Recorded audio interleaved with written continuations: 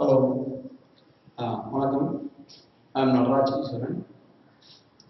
இப்போ நிறைய பேருக்கு சந்தேகம், கடவுள் உண்டா கிடையாதா, மதம் இந்த மதம் உண்மை எந்த மதம் உண்டு இந்த மதம் கிடையாது, மதங்கள் உண்டா கிடையாது, சைவம் பெரிதா வைணவம் பெரிதா, வேல் உண்டா கிடையாது, உயிர் உண்டா கிடையாது, இந்த அத்தனை கேள்விகளுக்கும் உங்களுக்கு விடையளிக்கப்படும். இதற்கு அத்தனை கேள்வியும் உள்ள இடைவெளி. கடவுள் உண்டா கிடையாது, மதங்கள் உண்டா கிடையாது, சைவம் வைணவம் இது பேர் உண்டா கிடையாது, உயிர் உண்டா கிடையாது, இது அத்தனை கேள்விகளுக்கும் உங்களுக்கு விடையளிக்கப்படும்.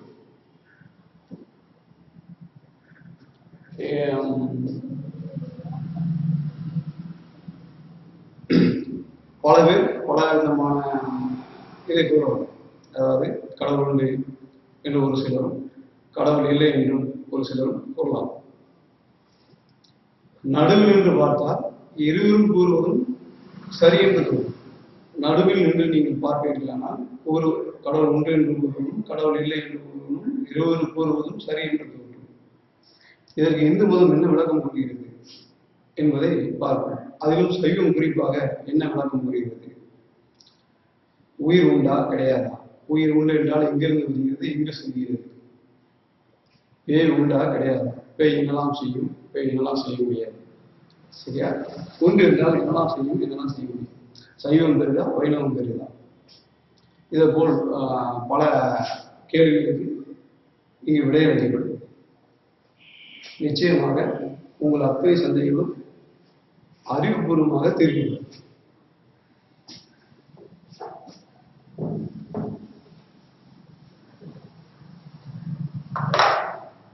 ஐந்தெழுத்து மந்திரம் நமச்சிவாயா.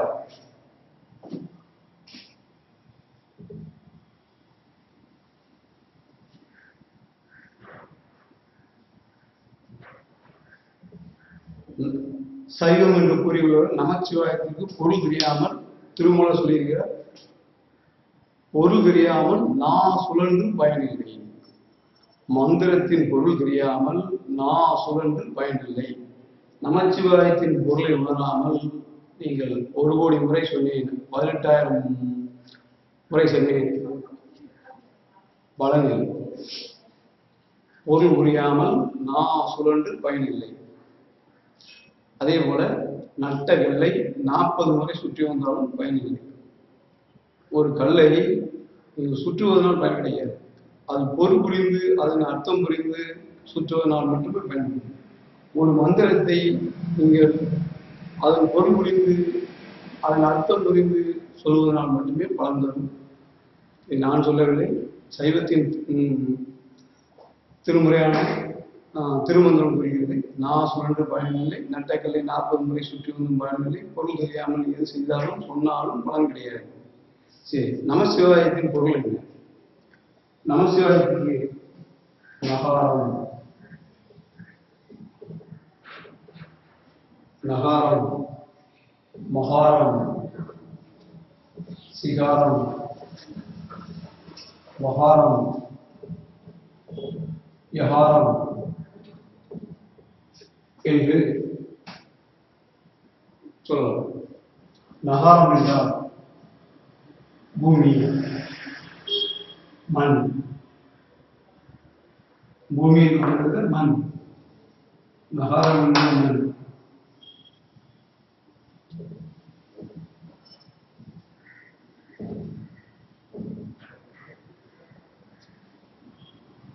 மகாரம் என்றால் நீர்,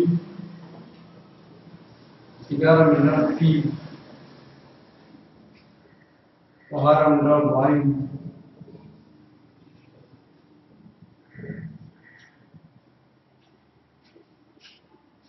அகாரம் என்றால் ஆகாயம்,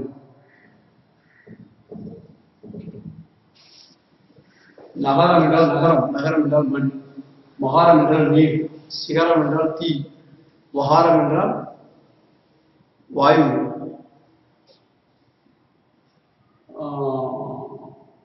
அகாரம் என்றால் ஆகாயத்தை குறிக்கும். அப்பொழுது நமச்சிவாய எங்கே இருக்கிறது என்றால் நமச்சிவாய பஞ்சபூதத்தில் இருக்கிறது. நமச்சிவாய பஞ்சபூதம். பஞ்சபூதம் தான் நமச்சிவாய, நமச்சிவாய தான் பஞ்சபூதம். இது ஒவ்வொன்றிற்கும் தனித்தனியாக கோயில் இருக்கிறது. ஆகாயத்தின் சிதம்பரம், காளஹஸ்தி, சிதம்பரம், காளஹஸ்தி, திருநாள் 5 பஞ்சபூத சாமிகள் சிவனுக்கு இருக்கிறது. 5 பஞ்சபூத சாமி. மண்ணுக்கு காஞ்சிபுரம், ஆகாயத்துக்கு சிதம்பரம், போல 5 பஞ்சபூத சாமிகள் சிவனுக்கு உண்டு. சரியா? அப்படி இருக்கும்போது சிவன் என்ன கூட விடுகிறார்? சிவன் இயற்கை, நேச்சுரல், இயற்கை.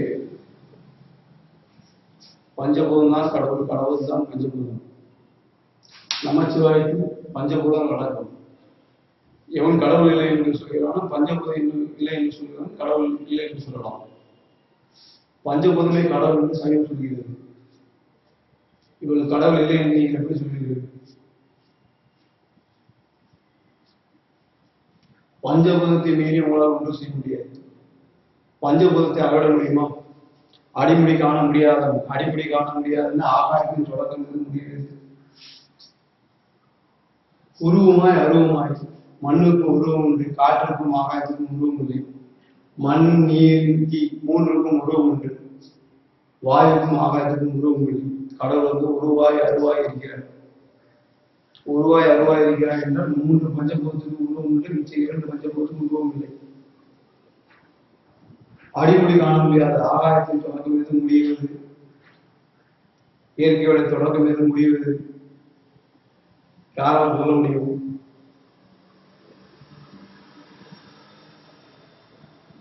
பஞ்சபூதத்தை விட பெரியது இல்லை. இயற்கை எப்பொழுது தோன்றியது? கடவுளுக்கும் தோற்றம் இல்லை, இயற்கைக்கும் தோற்றம் இல்லை. இது என்று முடியும்? இந்த ஆகாயம் இப்பொழுது சுருங்கி காணாமல் முடிவும் இல்லை. ஆகாயத்தின் தொடக்கம் இது, ஆகாயத்தின் முடிவு இது. தொடக்கமும் முடிவும் இல்லாது.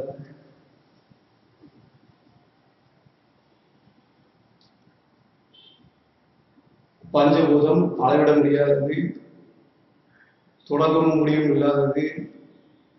உங்கள் அறிவை கொண்டு கடவுளை சொல்லுங்கள். உங்கள் ஆகாயம் எங்கே முடிகிறது என்று உங்கள் அறிவை கொண்டு உங்களால் சொல்ல முடியுமா? முடியாது. செயலாளர் உங்களால் சொல்ல முடியுமா? முடியாது. நினைத்து கோர முடியுமா? முடியாது. உங்கள் நினைவு, செயல், மூளை, நினைவு, செயல், அறிவு, இதை கொண்டு கடவுளை அளவிட முடியாது. எங்கு தோன்றியது, என்று வரையப்படுகிறது, இதனுடைய அகலம் என்ன, நீளம் என்ன, உயரம் என்ன, கற்பனையால் கூட உங்களால் சொல்ல முடியாது. அறிவில் முயற்சி கொண்டாலும் அறிவியலால் முயன்றாலும் முடியாது. வடபுறம் எங்கே முடிகிறது, வடக்கு எங்கே முடிகிறது என்று நீங்கள் ஒரு ஆகாயம் வாழ்ந்து ஒரு திசையில் போய்கொண்டே இருக்க வேண்டியதான். வடக்கு முடிய போவதே இல்லை, தெற்கு முடிய போவதே இல்லை. அளவிட முடியாத அல்பெரும் சோதி யாரு? சிவன். இந்த நேச்சர் யார் சொல்றோம்? இயற்கை பஞ்சபூதத்தை சிவன் சொல்றோம். சிவன் இயற்கை பஞ்சபூதம்.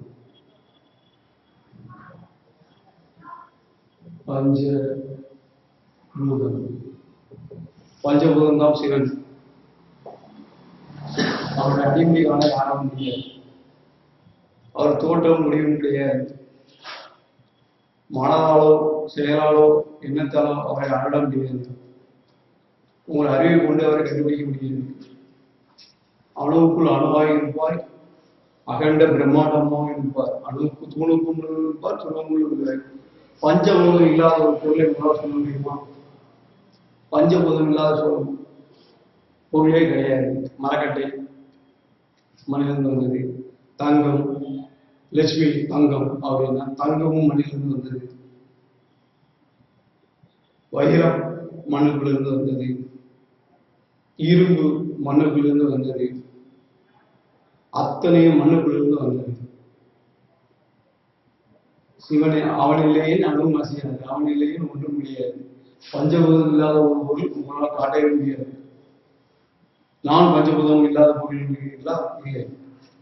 சிவன் சிவன் வந்து பஞ்சபூதம் என்றோம், இயற்கை என்றோம்.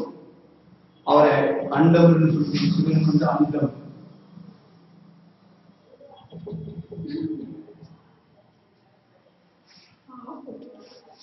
சிவன் வந்து அண்டம், நாம் வந்து பிண்டம்.